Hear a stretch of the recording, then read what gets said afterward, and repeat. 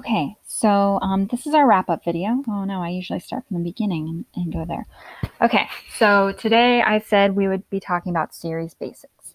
That was going to be a recap of infinite power series, talking about convergence, talking about how we do arithmetic and take derivatives, and then discuss combining series, which I said would be important later.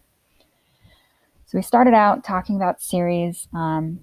Should have been like review from other classes, but I was just worried that they might be sort of a distant memory. We haven't talked about series at all this semester, so we might need a good, strong foundation to start from.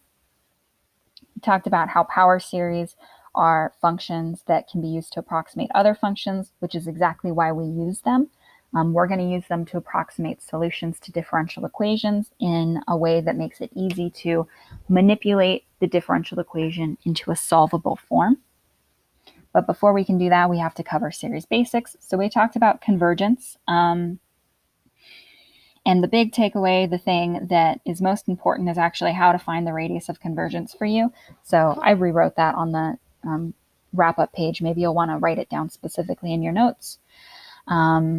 We did an example like that. And then we talked about how arithmetic works the way it would, derivatives work the way they should. And I wrote down a couple examples for you.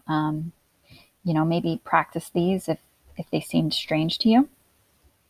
And the reason we do these things is so we can plug them into ODEs.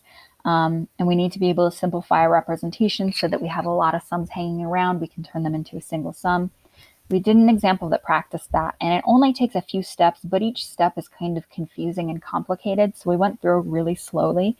And if this whole process seemed kind of arbitrary and random to you, I understand that this stuff is hard, and the only way it gets better is by practicing. And you'll get to see more examples in the next video.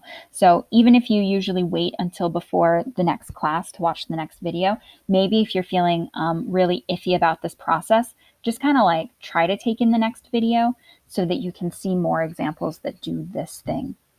But that's what we talked about. I wrote right here the convergence rules again, just so that you can maybe like write down these 3 lines and you always have a good reference for convergence. Just calculate that limit. The radius of convergence is 1 over that limit. The interval of convergence is like what you get when you take absolute value x minus a less than that limit, less than 1 over that limit. Combining series, there were these 3 different things that we saw. You shift the lower bounds. You can do that by renaming terms like we did here to here. That's renaming terms. We can match powers of x by changing bounds. And then we can also shift lower bounds by pulling out spare terms. That's what we did from here to get that from n equals 0 to n equals 1. So your practice problem is to practice one of these things where you take 2 series and try to combine them. And just sort of like one last tip, if you ever get confused in this section, really just try writing out a few terms of the infinite series. I think that this representation can be intimidating.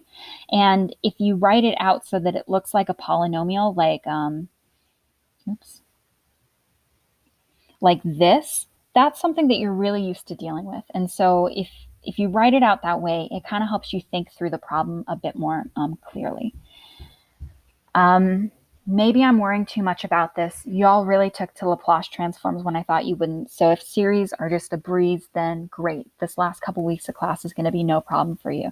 But if you're having trouble with this because infinite series just like didn't get covered enough in your previous classes, or they're the last things that get kind of crammed in, just try to be really careful and really pay attention to the web work problems we do this week. Don't guess and check just to try and get a right answer. If something doesn't make sense, please do talk to me about it so we can get it sorted right away. I'm going to carry on with the rest of section 5.1, see more about how to solve differential equations using this tool. I'll see you whenever you get there.